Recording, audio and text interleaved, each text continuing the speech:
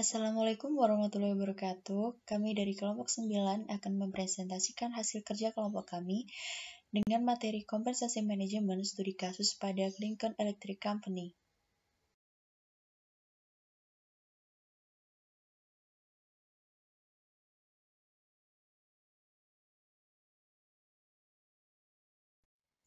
Kelompok kami terdiri dari Prasetyo Sulaksono Putro dengan NIM 2018-445, Evita Widiana 2018-461, Muhammad Fauzan Adim 2018-466, dan Mufidah Nur Aziza 2018-486.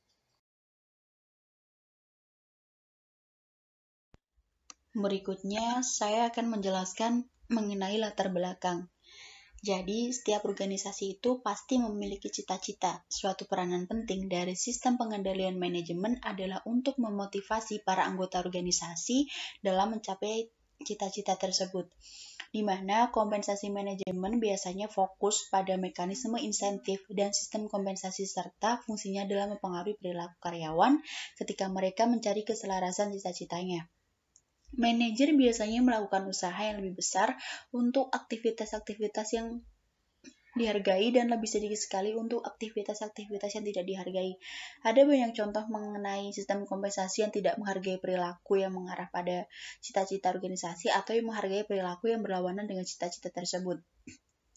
Di mana di dalam makalah ini, pertama kita akan membahas mengenai penemuan penelitian mengenai insentif organisasional. Kemudian kita juga akan menjelaskan mengenai sifat dari rencana kompensasi insentif dan membedakan antara rencana panjang dan rencana jangka pendek. Berikutnya juga akan dibahas mengenai bagaimana kompensasi untuk manajer individual diputuskan baik di tingkat korporat maupun di tingkat unit bisnis. Terakhir akan dijelaskan mengenai teori agensi, yaitu di mana suatu pendekatan tersebut untuk memutuskan jenis rencana kompensasi insentif terbaik. Lalu berikutnya adalah mengenai rumusan masalahnya, di mana rumusan masalah yang pertama adalah apa yang dimaksud dengan penemuan penelitian atas insentif organisasional. Rumusan masalah yang kedua adalah mengenai bagaimana karakteristik dari rencana kompensasi insentif dan membedakan antara rencana jangka pendek dan rencana jangka panjang. Rumusan masalah yang ketiga adalah bagaimana kompensasi untuk manajer individual diputuskan baik di tingkat korporat maupun di tingkat unit bisnis. Dan rumusan masalah yang terakhir adalah apa pengertian dan penjelasan dari teori agensi.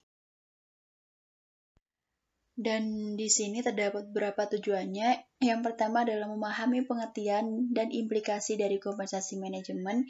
Yang kedua, memahami pengambilan keputusan dalam pemberian kompensasi baik di tingkat korporat maupun di tingkat bisnis. Dan yang ketiga adalah memahami maksud dari teori agensi dalam mempengaruhi motivasi manajemen.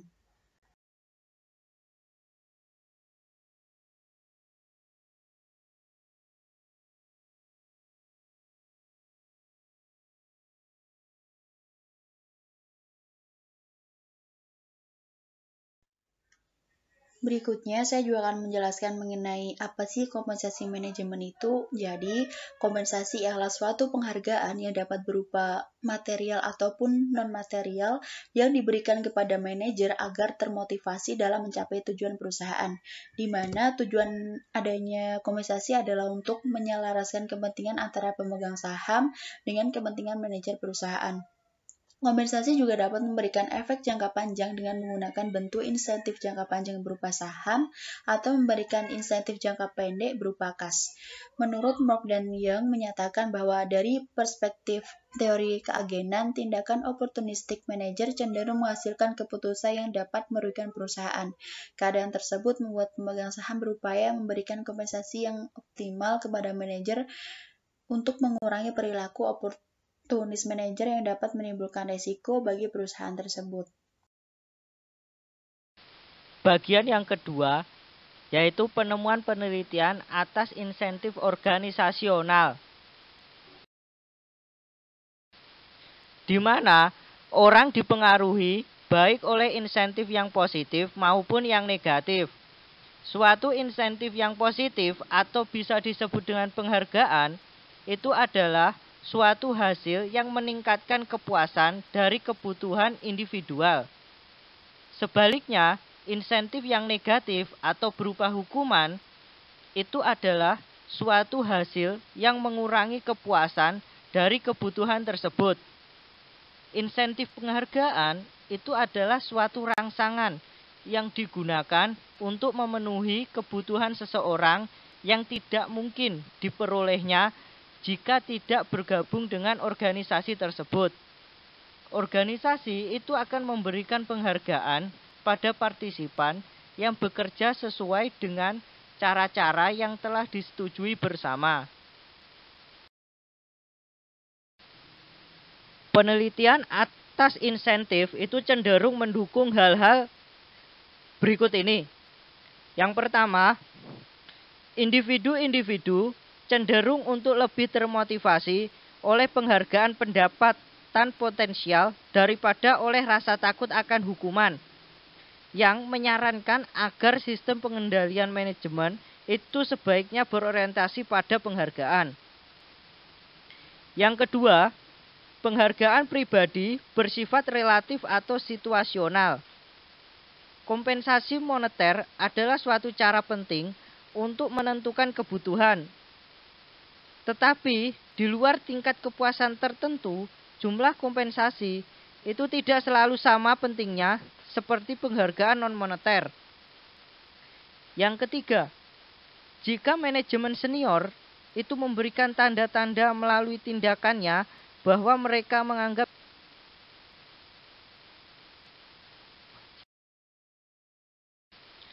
bagian 3, karakteristik dari rencana kompensasi insentif. Rencana kompensasi insentif dapat dibagi menjadi rencana jangka pendek dan rencana jangka panjang. Rencana insentif jangka pendek itu didasarkan pada kinerja dalam tahun berjalan. Sementara untuk rencana jangka panjang itu akan mengkaitkan kompensasi ke pencapaian jangka panjang dan dikaitkan dengan harga dari saham suatu perusahaan. Seorang manajer itu dapat memperoleh bonus dalam kedua rencana tersebut. Bonus dalam rencana jangka pendek itu biasanya dibayarkan secara tunai. Dan bonus dalam rencana jangka panjang biasanya berupa suatu opsi untuk membeli saham perusahaan. Bagian berikutnya yaitu penelitian terdahulu.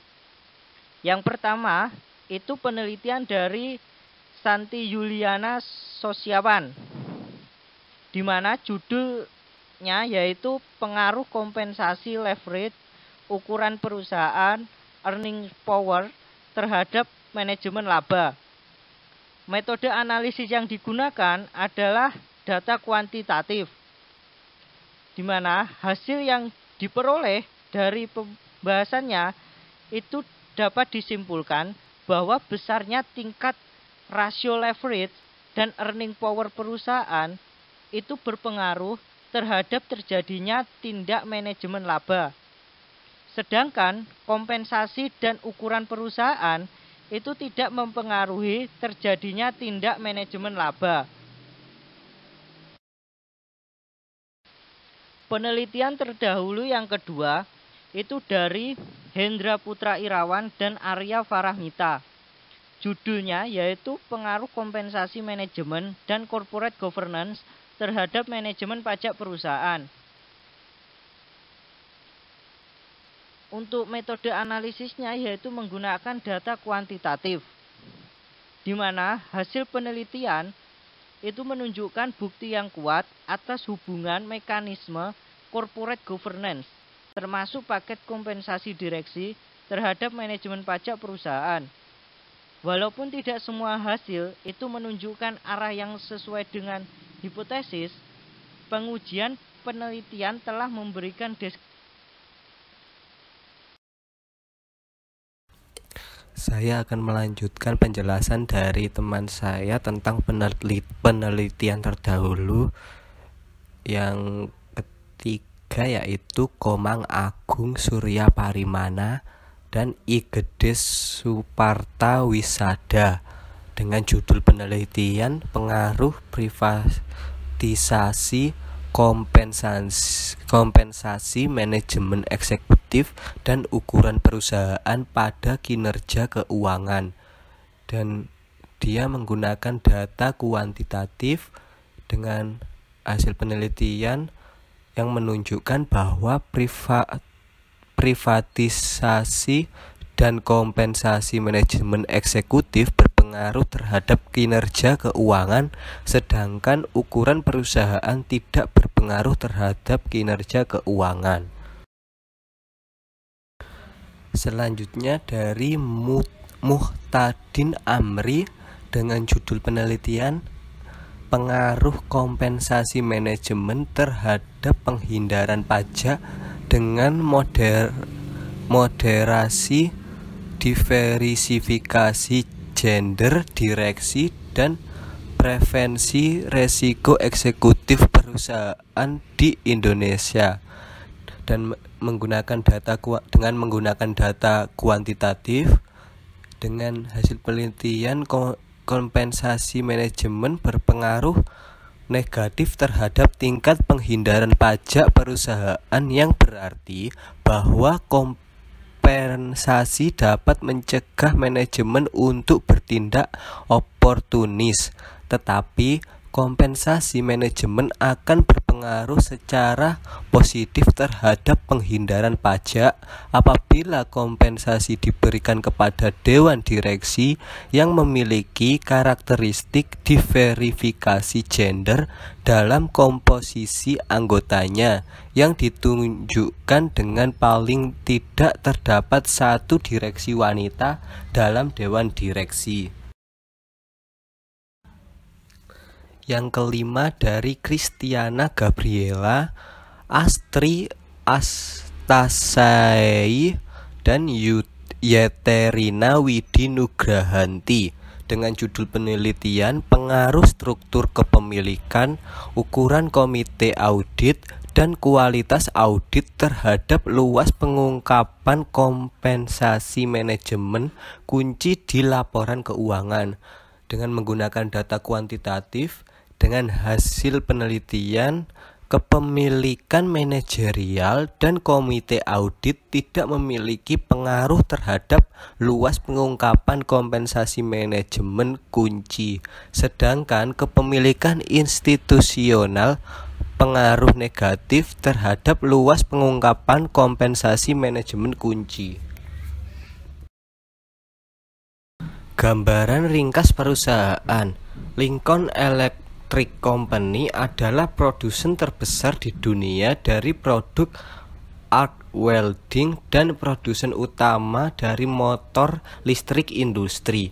Perusahaan ini mempekerjakan 2.400 pekerja di 2 pabrik di AS dan jumlah yang sama di 11 pabrik yang berlokasi di negara-negara lain.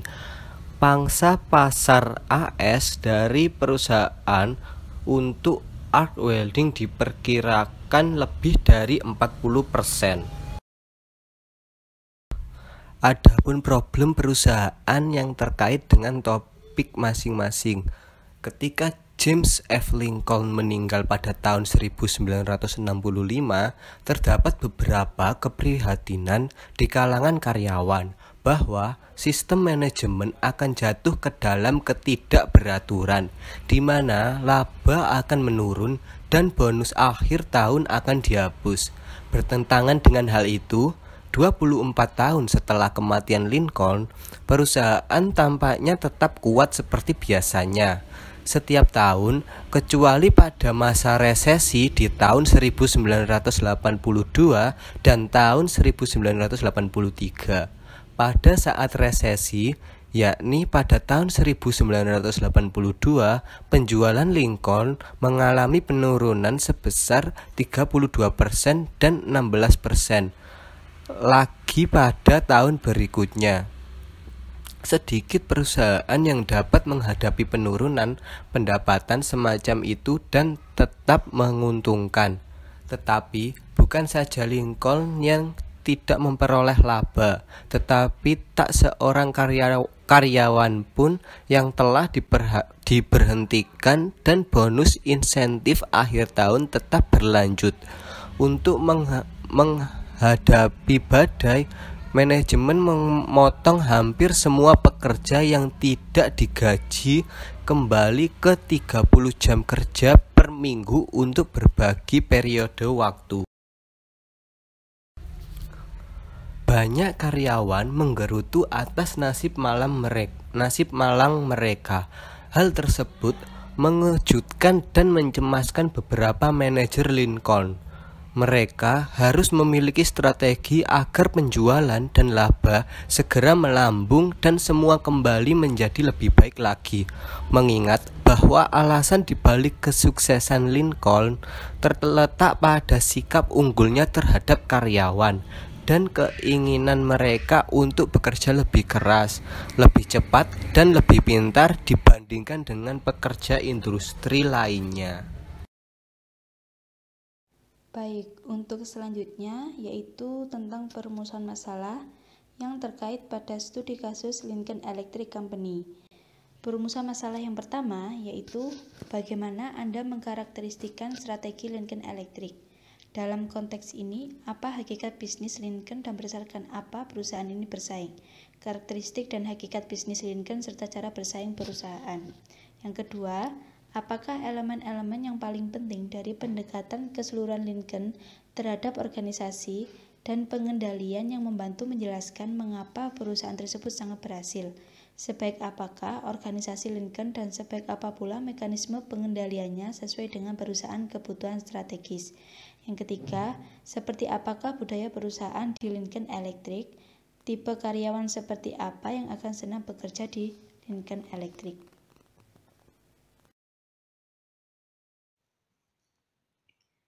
Perumusan masalah yang selanjutnya yang keempat yaitu seberapa baik pendekatan Lincoln dapat diterapkan di organisasi dan pengendalian dari perusahaan-perusahaan yang lain. Mengapa tidak lebih banyak perusahaan yang beroperasi seperti Lincoln? Yang kelima, apa yang menyebabkan pendekatan implementasi strategi Lincoln dapat menjadi berantakan? Apakah ada ancaman terhadap kelangsungan sukses Lincoln? Dan perumusan masalah yang terakhir yaitu, apakah Anda ingin bekerja di lingkungan seperti Lincoln Electric?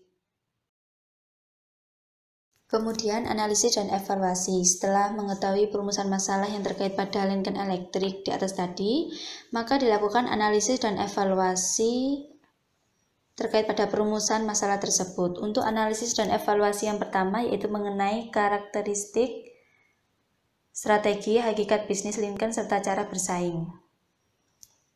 Dalam karakteristik strategi yang digunakan perusahaan tersebut yaitu berupa cost leadership yang mana menekankan pada biaya yang lebih rendah, pangsa pasar yang luas, serta produk yang baik dan berkualitas.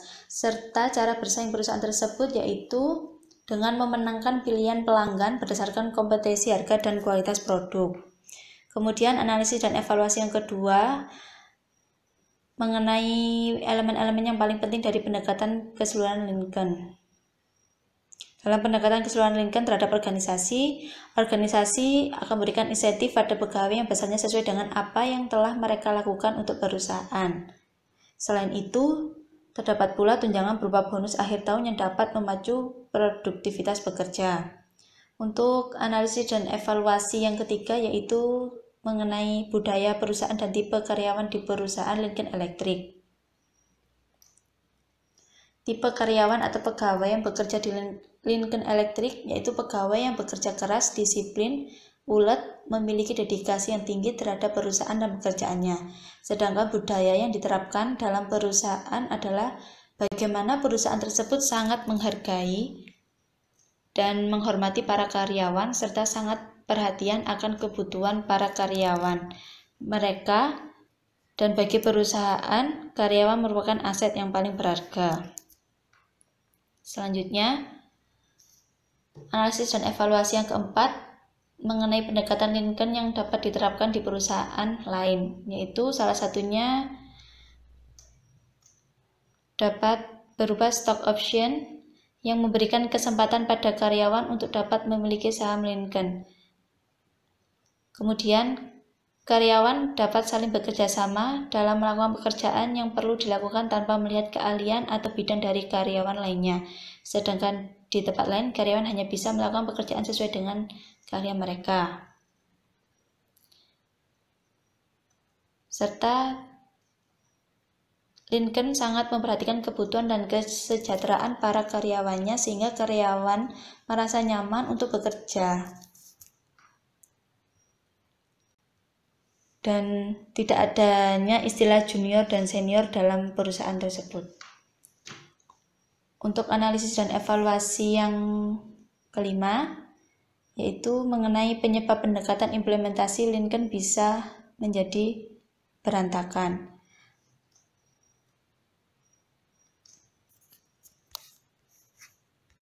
Pendekatan implementasi Lincoln mungkin bisa berantakan karena sistem perekrutan yang salah, kemudian sistem kompensasi yang kurang tepat,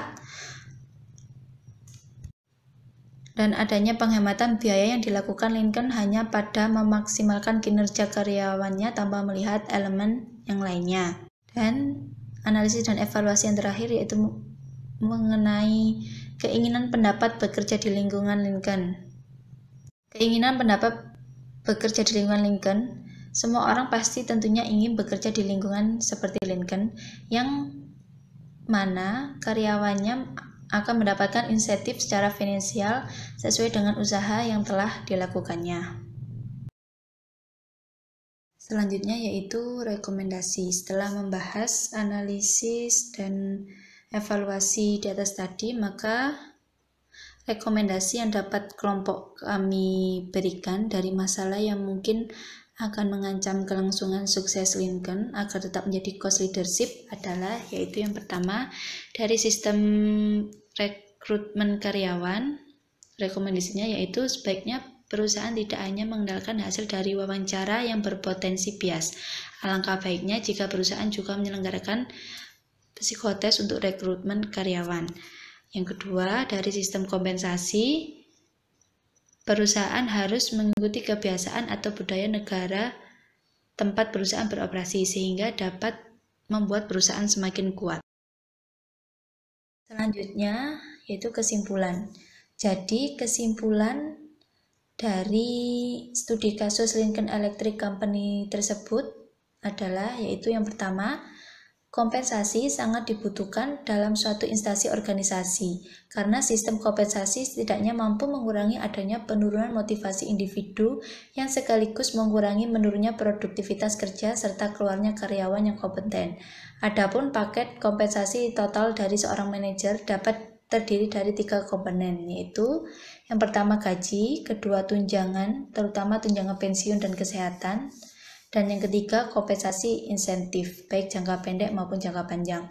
Yang kedua, Lincoln Electric Company adalah produsen terbesar di dunia dari produk arc welding dan produsen utama dari motor listrik, industri yang memiliki strategi cost leadership yang mana berhasil untuk diterapkan oleh perusahaan ini. Selain itu, rencana insentif manajemen Lincoln telah berhasil dan membuat perusahaan ini populer selama bertahun-tahun, karena Lincoln sangat memperhatikan kesejahteraan karyawannya. Selain itu, Lincoln juga memberikan bonus akhir tahun, kebijakan promosi dari dalam, dan jaminan pekerjaan yang kontinu, serta tunjangan lainnya. Strategi Lincoln yang sangat baik inilah mampu membuat perusahaan ini memiliki tingkat laba yang tinggi, serta pangsa pasar yang luas.